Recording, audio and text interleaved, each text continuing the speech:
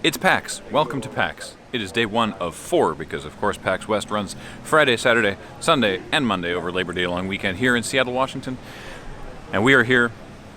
Loading Ready run is in full effect. We spent a lot of yesterday setting up the booth. We have a brand new t-shirt, Gardening with Greg, which we're really enjoying. We have our PAX West pin, which is Spoopy, who is legally distinct from his friends Inky, Blinky, Pinky, Clyde, and the other alternate names. And we're just about to get onto the show floor for what's called Media Hour, where they allow exhibitors and such to get onto the floor early, because that's our only chance, really, to get a shot to see the show. Yesterday was a big day. We did a lot of booth setup, and if there was enough content there to make it into a vlog, then you have seen that as its own video, and if not, here's some footage of that now, I suppose. But if I did not just cut to anything, then you've already, then it's its own video.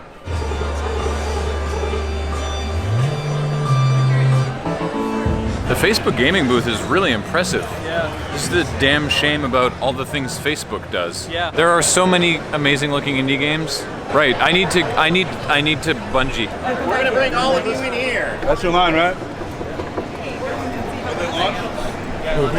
Oh yeah, it's kind of like beat the primeval and you win.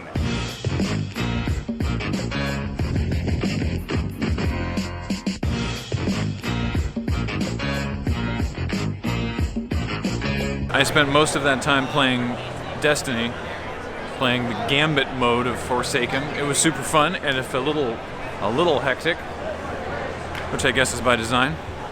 And for the privilege of playing that, I get an emblem, which I think is one of those things that one could sell on the secondary market for some amount of money, because it's exclusive to PAX, not because it's actually particularly amazing on the face of it, but I'll probably just give it to somebody.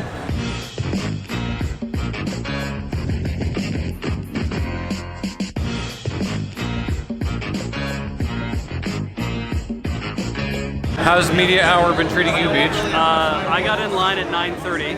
It's 10:20. I've got another 20 minutes before I can get in. Everyone who gets in early for Media Hour also likes Nintendo. Yeah. And Nintendo routinely has one of the worst lines at PAX. Yeah.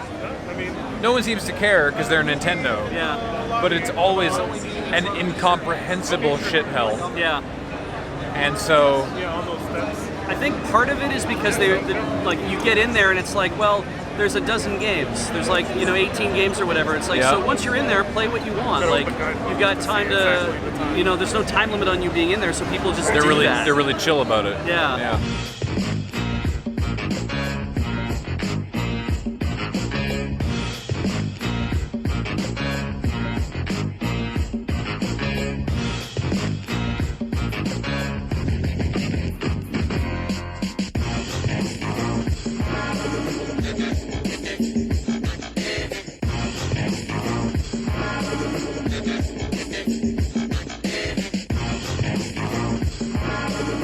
Played some Let's Go Eevee.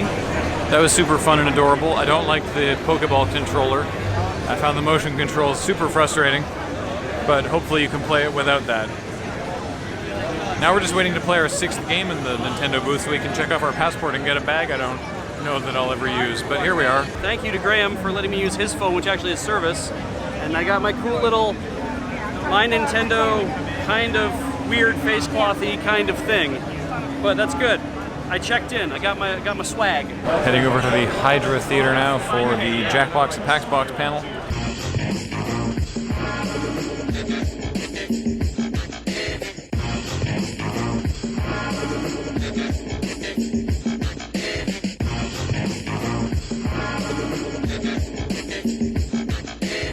Holy moly, the line for this is enormous. All right, well, I'll just finish telling you what I came up with. It's called the lube suit.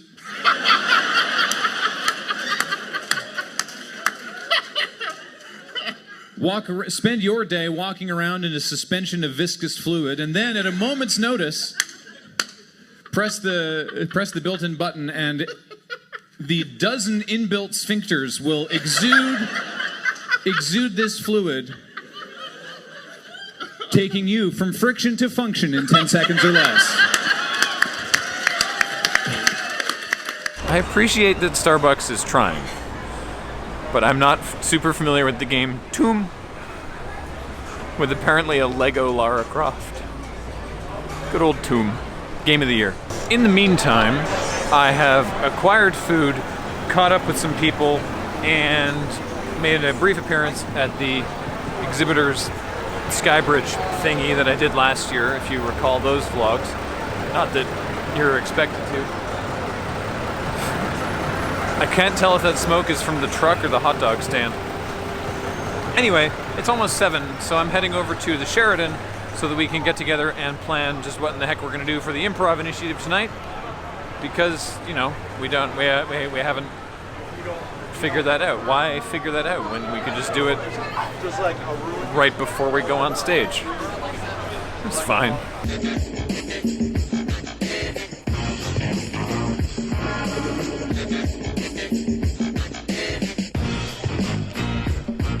What's up, Grim? The crowd you see behind me is the panel prior exiting the Sam Squanch Theater, and we've been out here for a little while figuring out what games we're going to do. Dan, how's the evening shaping up? It's all downhill from here. He's been writing these really messy notes in a notebook and sweating.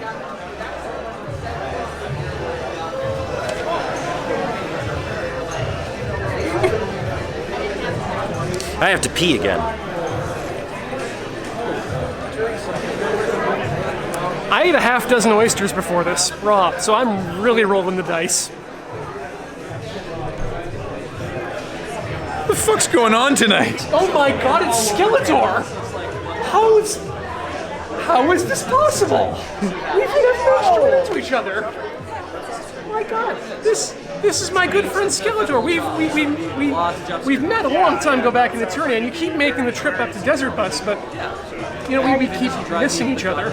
So sad. I missed it all day. Well, one of these days we'll have to get a chance to actually sit down and have a nice cold skull full of Eternia brow and just kick back and reminisce. Yeah.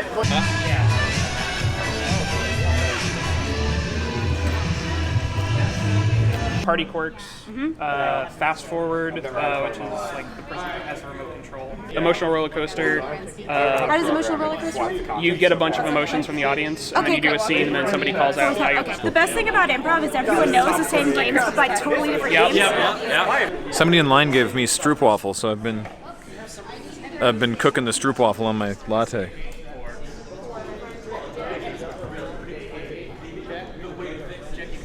Imagine how blown my mind was when I found out how you're supposed to prepare these stroopwafels. That's not bad.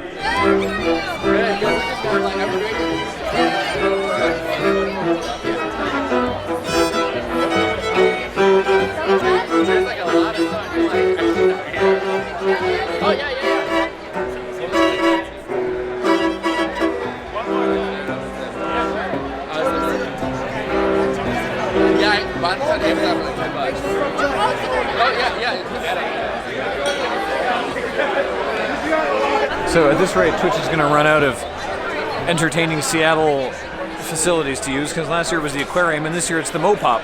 I haven't actually been to this place since they rebranded as the Mopop, so I'm curious to see what they got going on. Please.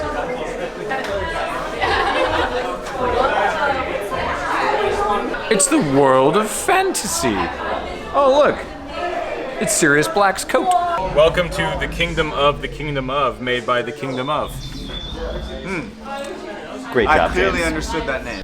Here we see an invisibility cloak. Pretty amazing. They got the original. What up? Welcome to the world of fantasy. Check out my ridiculous throne. I think it's for 2 people. I think because they're the 2 crowns. I think you're supposed to. This can be for you, viewer at home. Come on, sidle up to what I've now determined is the king, which is me. I'm the king now, because no one else is in this throne. It's the world of fantasy. It's a dragon over there. Wait, it's for someone who likes to rock. It's like the big friendly giant. The friendly giant. Big friendly giant? BFG. No, not the big friendly giant. Not the Roald Dahl thing. The Canadian thing. The friendly. This is the chair for rocking chair for someone who likes to rock. Here's one little chair for one of you. bigger chair for 2 more to curl up in. For someone who likes to rock, a rocking chair in the middle.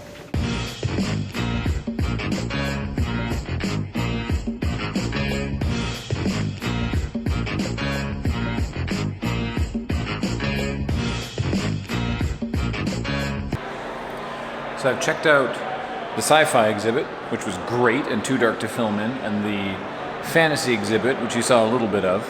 And James went and looked at the Marvel exhibit, obviously, and he tells me it's great, so I'm gonna go check it out whenever the elevator gets here.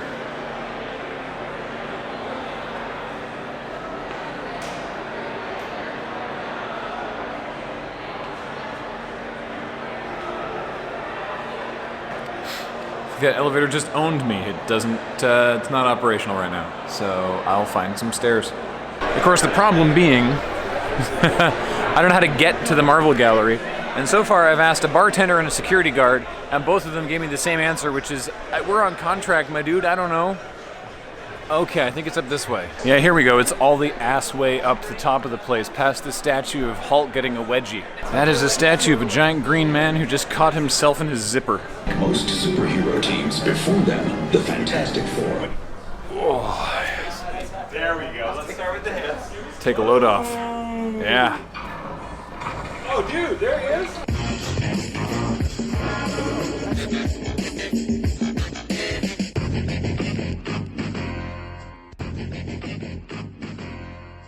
And now I'm gonna leave the Twitch party, because I've been here long enough.